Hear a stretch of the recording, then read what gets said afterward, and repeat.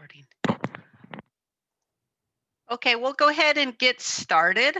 I see that there are a few people that are new to the call, so I'll just go ahead and introduce myself. My name is Vanessa Cresci. I'm the director for the Research and Public Health Department at CRIB. We have been hosting these calls now since probably last year in April, almost a year. Has gone by fast.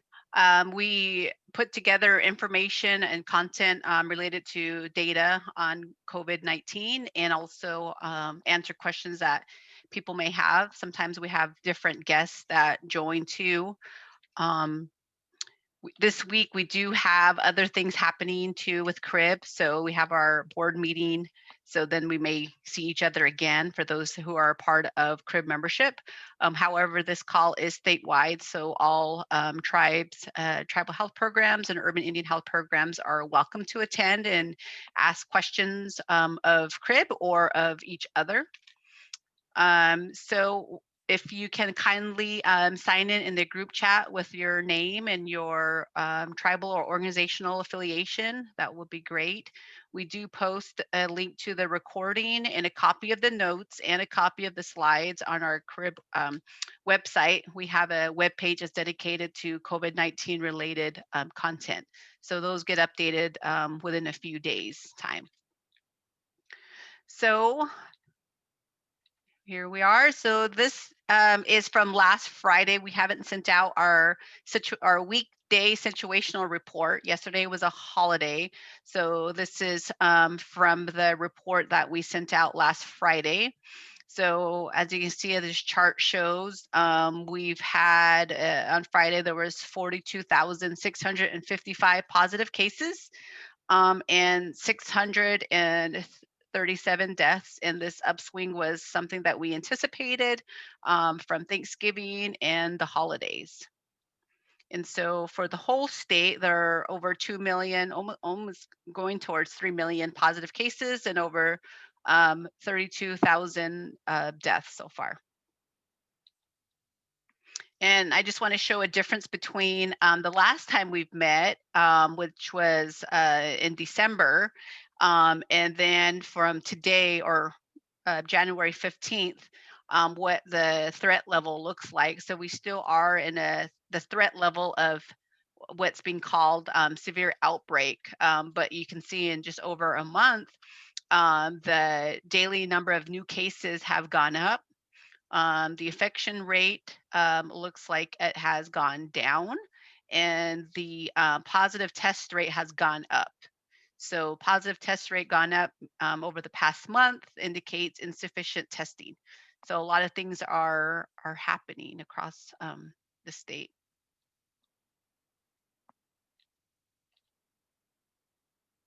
Then we have COVID-19 cases by IHS area. So for California, it was reported by the clinics to the Indian Health Service, over 5,000 positive cases. This was as of January 13th.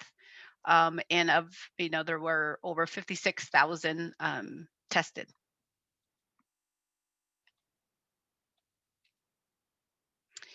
We do have a few sources that we use to look at AIAN data. This is what we have available to us. We have the Indian Health Service, which I reported before. You can see there's a significant upswing. And then we also look at data from the California Department of Public Health, which is reported on their website, and it's also a significant upswing of positive cases among American Indian, Alaska Native in California. And then our third data source is CDC data, and we will now be able to have more, updates and data more regularly reported in our situation report. We were finally given access to a system which is called HS Protect. So previously we were receiving data every 2 weeks-ish. Now we'll have more real-time data, so we'll be able to update this more frequently. But as you can see, the last data that we have from CDC was as of January 4th, so it was beginning of this month. And you can see that there are, over 9,000 cases that they have reported, and then 165 AIA and deaths. Now they receive this data from the state, so there are questions of why CDC data then looks different than the state data if they rely on CDPH data. So those are things that we continue to work on with CDPH. But what we found is part of it is due to the multi-race. So how CDC um, reports American Indian who have indicated another race. So that's also related to why some of the numbers look different.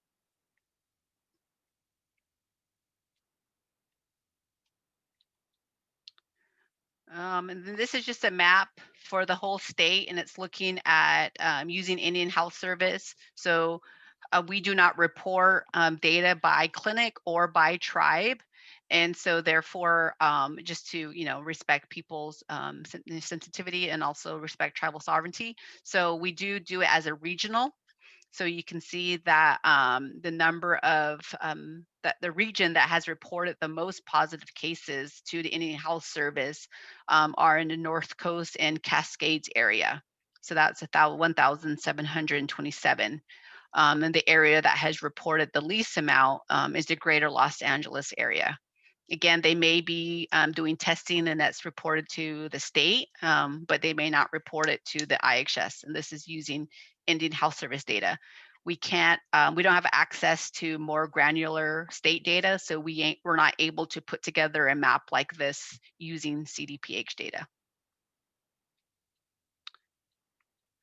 Now, one thing that we're also trying to work on is getting access to vaccine data sources. And so far, these are the two, and we're hoping to learn more about other data sources that we can incorporate into our situational report. But this is what the Indian Health Service reports by IHS area. So for California, there were a total of over 22,000 doses administered. And then also on the covid.cdc.gov website, they also report data by state, but also you can look at it. They have a section where you can look at for Indian Health Service, and that shows very similar. So 292,000 doses that were administered. So similar to what the Indian Health Service has reported. And I'm not quite sure where, how these two data sources interact or if they're coming from the same place. But that will be to be determined as we try to figure this out more and then identify where we can gain access to other data. So that's vaccine dissemination. So that will be added to our situational report. So you may have also received information about funding through the Coronavirus Response and Relief Supplemental Appropriation Act. I don't know if they're calling it CRSA. I don't know what the short version is. Maybe CRSA. I don't know. But there is a total of about, what is it, 1 billion.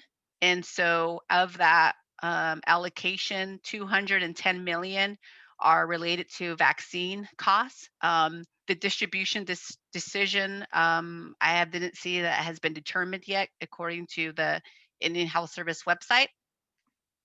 But they have determined how they're going to allocate the $790 million that has come to the Indian Health Service from the Public Health and Social Services Emergency Fund. So of that, 550 will go to Indian Health Service units in tribal health programs. 50 million will go to UIHOs. And then 190 million, the Indian Health Service will utilize that to purchase not test kids, test kits, testing supplies, therapeutics, and PPE, and that will be distributed to ITUs at no cost. So that's the update for that. And so the vaccine related one will be to be determined. And for those that are new on our call, we do have CDC Foundation staff that are available to assist. We have 5 that are partnering with CRIB, and they are serving the state of California. And you probably, some of you guys may have already interacted with them if they're assisting you with contact tracing and case investigation. You may be familiar with Annie and Hockey. And then Inger has been helping some clinics with their data reports as well. One thing you may have noticed if you're following us on social media, Crib, or following me, is that we have been disseminating some vaccine related materials. I know this has been a need, an ask too, and we are working to respond and provide this information. Um, and so may have seen these. This is the first one we sent out, was comparing the Pfizer and Moderna vaccines. It is posted on our website, and this is kind of the area it looks like on our website where you would find them. We are working with our website, I don't know what you call it, website maker, administrator, and they'll be fixing the top bar so you can easily access the area of the web page to find these materials. So we'll be adding those more frequently. And then this is another example. We'll be doing more COVID-19 vaccine updates. There's been a lot happening the past couple of weeks about them, so we want to continue updating our community members. And you may have also seen over the past week these posters that were distributed. So similar to our first campaign, our Stay Home Save Live campaign, we now have the COVID Vaccine Saves Lives campaign. So these are just a snapshot of 3 that have been disseminated. There are others that have been posted on our website as well, and they're also on our CRIB Facebook page. There are other community members. We are still working on creating posters for them, but they will be mailed to our clinics, to the clinics if they want to utilize them. I've already been getting emails and asking for copies of their poster that they would like to utilize in their clinic setting. So these will be available soon. They'll also be available on our website for you to submit a form to order. And then you could, at no cost, be able to request those posters and get those mailed to you as well. So these are just the start of some of our campaign materials that we're disseminating. We're also working with Happy Valley Film Company from Mechupta. It's an Indian-owned media company, and they will be working with us on other videos. So talking about vaccination, mask wearing, other things that are important to tribal communities. So they've already reached out to some community members, and we'll start beginning production of those videos, and hopefully we can get those turned around and sent out to clinics and tribes for their use. So any questions so far about our campaign or any of the flyers we've been disseminating? Is there content that maybe that we're missing that we could help address?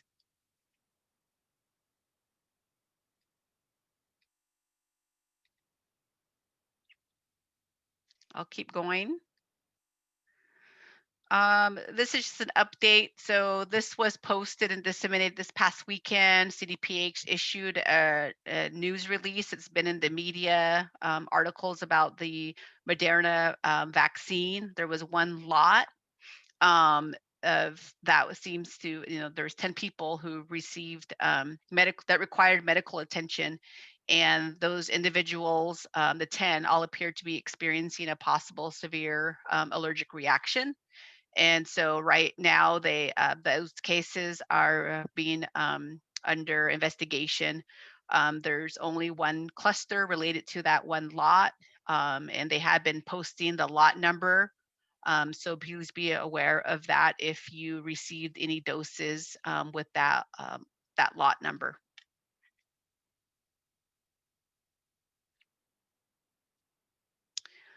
Um, and that's all I have. Does anyone have any questions?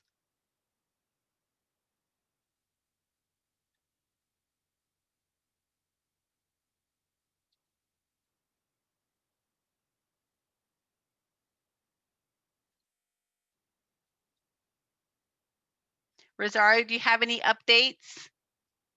Anything that you have to share? Not at this time.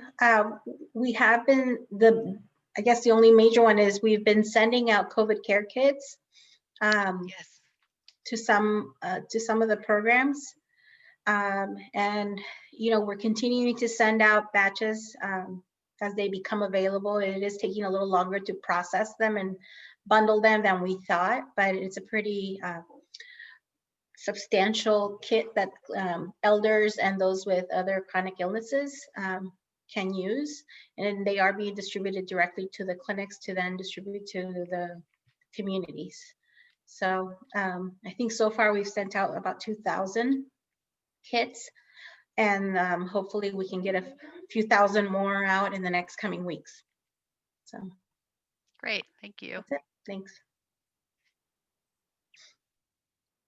Any questions, comments?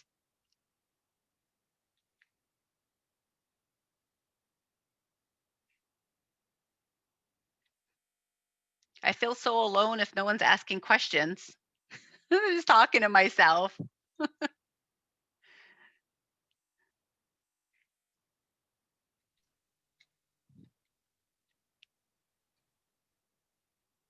I don't see anything in the chat.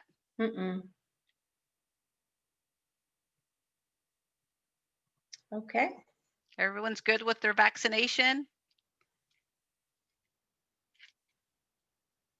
Yeah, that'd be good to hear what people's experiences have been with the vaccine, if they've received it and what they've experienced.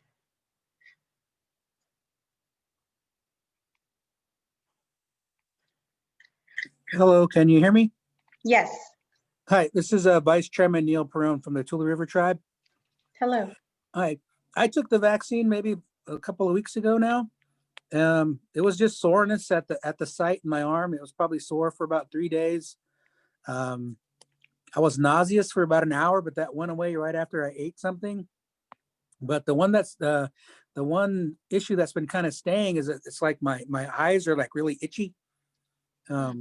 And I don't know if it's from the vaccine, but it's only been since I took the vaccine that it's starting to go away now. Today's probably the first day that it hasn't been that bad to where I didn't have to put eye drops in. But other than that, I haven't had any other issues. We've had other tribal members take some of the vaccine, and some of them, they're home sick. I know there's 2 that I'm aware of that it hit them kind of hard. But other than that, most people, it's just soreness at the site, and then maybe a little fatigue, but that's about it. Thank you, Chairman, for sharing your experience. I think that's You're welcome.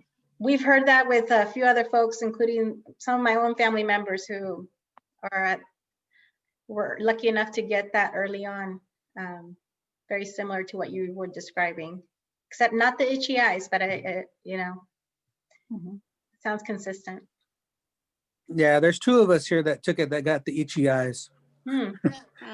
Neil, how many days did you have those itchy eyes? Well, I got the shot on the 7th. It kind of started later that evening, and it kind of barely going away today. Today's the first day I don't really notice it. Wow. So from the 7th. That's 2 weeks. Yeah, but it wasn't so bad to where it wasn't painful. It was just like if you had like a bad allergy attack or your seasonal allergies kick in and your eyes are itchy. Yeah. That's all it was. And then it kind of today I don't notice it at all. So I guess it went away. The people I've known that have taken the shot only talked about the sore arm, and that has been varying degrees of soreness. Some very sore, and others just a couple of days it was sore. But I've not heard about the itchy eyes before. Yeah, there's 2 of us up here, at least on Tule River, that kind of was the same thing. And then there are a few that they got kind of they had to stay home. They didn't feel well, so. Yeah. But we're watching everybody. For the most part, everyone seems to be doing fine. Our clinical staff got it first, and then they offered it to our elders and our essential. We're going through our essential employees right now. So but we're only getting them in 100 dose batches. Yeah. So, and then this next set is for us people that have already gotten the first dose, because they're already scheduling the second dose for some people. Well, that's good. I just told her you were on the phone. So I know there are some clinics that have been experiencing hesitancy within their clinic setting of their community, their patients willing to, even maybe their employees willing to take the vaccine. And I don't know what type of information may be helpful for those communities that are experiencing that could help with that. It could be just more of people may just want to know like what's in the vaccine, or I'm just trying to figure out like what type of content would be helpful for those particular clinics. Over the next 2 weeks, we are planning on putting out some like more like fact sheets type of documents that talk about that, which could be helpful for those clinics. But it seems like it's varies across the United States of, you know, different tribal communities and their willingness to take the vaccine. Where I come from, my community, there was, I think my cousin said they waited in line for 5 hours for his parents to get their grandparents to get the vaccine, and the line was like 5-7 miles all the way down outside of town. So you know, in certain areas people are lined up to take it, and in others there's very high hesitancy to take it. So then some clinics are going through their priority list pretty quickly as a result of that. So if I don't know if people want to share maybe what some of that hesitancy is, so we could potentially assist with some information that may help.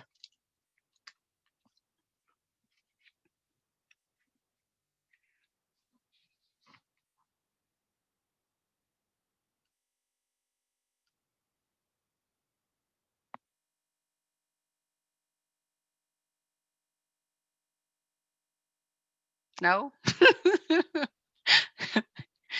Hi, this is Neil Peroni again. I can share a little bit of the hesitancy here. A lot of it, it's just kind of a trust issue. I mean, even some of the information that they put out and the documentation that they gave us, and I'm not sure if it came from CRIB, but it said that this is an unapproved vaccine, because I know I went through that emergency approval process.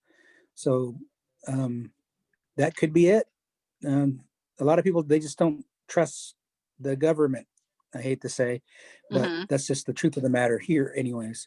But we've had a large number now that want to, and we have staff waiting in line to get that done. So I think it's just going to be a communication. They had me do a public announcement saying, I'm here getting my shot. They film me getting my shot and all that, and we'll see how it works. But right now, I think everyone's just kind of afraid because it's untested. And then you hear in the news, you know, people having reactions and people dying. So I think it's just a trust and a fear issue.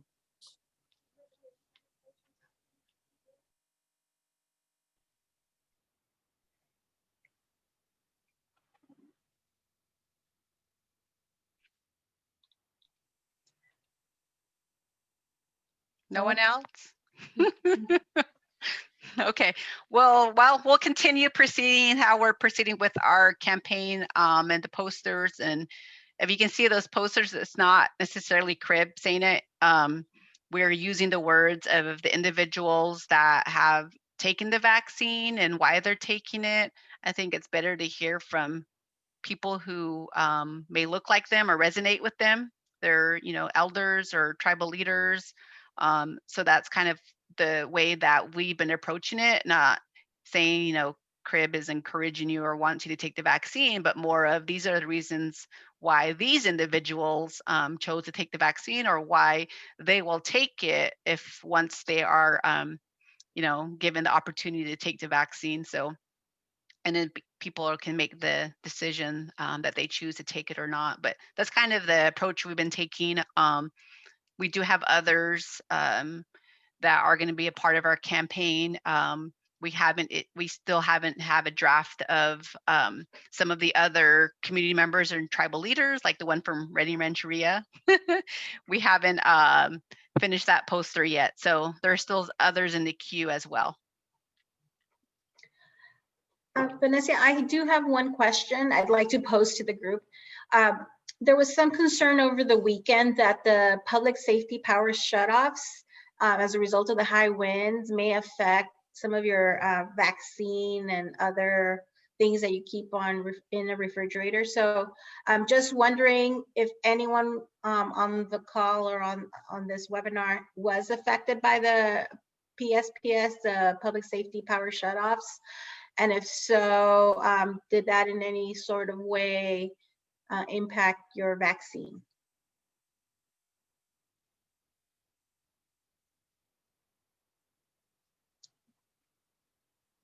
Glenn says no. No, okay. We actually It have city was- power, so we're not on PG&E, so we didn't have any problems. It was pretty windy. Sure was, sure was. My hair was like flying around all over the place. Kind of funny. Now that my hair is longer. Good. Well, it's good to hear that no one was affected by it. I think there was some initial concern that, oh no, the vaccines, you know, but we know that you all have worked really hard to have some redundant systems in place to ensure you have, you know, power for whatever you have on stock. So we just wanted to ask the question and not assume. So good to hear. Doesn't sound like there were any major issues. Has any tribes looked at the thought of incentivizing? We are looking at incentivizing our employees to get the vaccine, but you know, we're kind of getting 50-50 that it doesn't feel right, but then it does feel right. And then you're leaving people out who have beliefs that they don't want it, so they're getting left out. So I didn't know if any other tribes had thought about that or even considered it. Someone had asked if there were any clinics or tribes that we are aware of that were mandating it. And that question, I did not know of any that were mandating it. But I haven't heard of the question of incentivizing employees. But maybe anyone in the group have been considering that? Want to share? This is Lauren at Pitt River. We actually are doing it. We're giving them $30 incentive to take the shot, and just for our health clinic employees. Did it help improve compliance and get more people? A little bit, Yeah. a little bit, not as much as I would have liked. Yeah, I think when you mandate it, it decreases compliance. So those people that sit on the fence, once you tell me I have to do it, you know, we're Native people. When you tell me I have to get a vaccine, I'm going to tell you no now. I'm just going to be obstinate. So we didn't want to mandate. Well, it would be interesting to find out too, and thank you for sharing, Mr. Ellery, about the $30 incentive, because we've also heard of other clinics out there, not part of Indian Health, that are incentivizing as much as $300. Wow. To get it by a certain date. So they say, okay, if you do it by March 15th, you can get your $300 incentive. Not sure if the amount is going to really move the needle. No pun intended, but you know, it would be interesting to see. We kind of did a little survey monkey, and we were looking at the $500 range. That was what seemed to be really pushing people over, you know, for whatever reason they would change their mind about a vaccine for $500. But we haven't implemented that yet, but that seems to be the magic number amongst our group. Thank you for sharing. Yeah, I heard from, I think it was Oregon, that the tech out there saying that some of their tribes would only consider it once it obtained FDA approval, because they only have the EUA. So that kind of, you know, sidetracked that. They decided to wait, and if they were going to mandate, they would consider it once it obtained, they had FDA approval.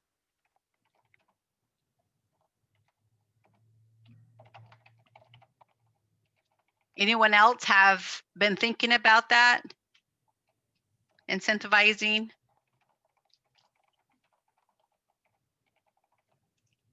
There's a lot of clinics on the phone, on the Zoom here. Yeah, this is Jed. We haven't at UIHS. We haven't considered incentivizing it, and we've had pretty okay adoption. Okay. Good. That's good to Although hear. we've done lots of education, reminders, kind of this and that and the other. So we've done a lot of education on the front end through our providers around the benefits and schedule and everything like that. So there's been a lot more, I think, engagement in it because of that. That's good.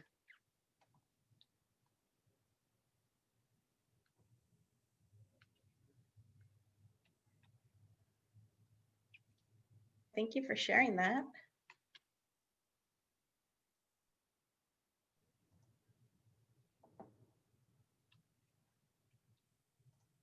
Is anyone a part of any groups that they want to give an update? I know there's all these committees going on too. One of our CRIB staff is on the community vaccine committee, but was not able to join today to give an update.